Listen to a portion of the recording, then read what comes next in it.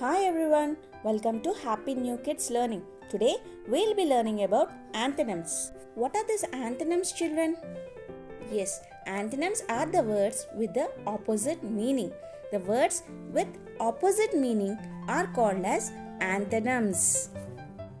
Here is an example of antonyms like happy and sad. Meaning of both of the words are opposite, so they are antonyms. The words that mean the opposite like loud and quiet, both are opposite, so they are antonyms. How about this antonyms like hot and cold?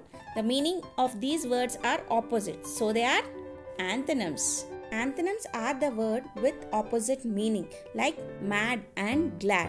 Both the words have the opposite meaning, so they are antonyms. Antonyms are the words with the opposite meaning. The words with the opposite meaning are antonyms.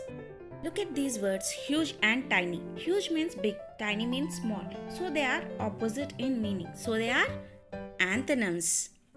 Here are antonyms like sit and stand. Both are opposite. So they are antonyms.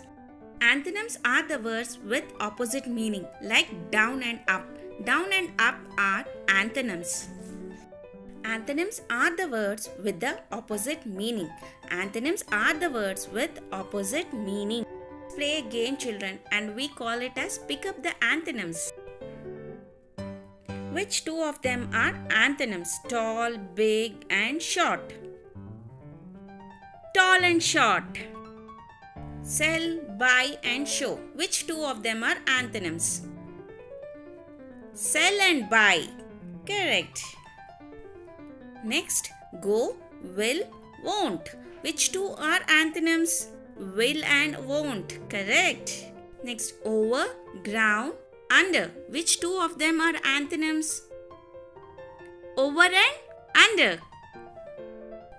Hope you enjoyed with me, kids. See you soon. Please like, share, and subscribe to my channel.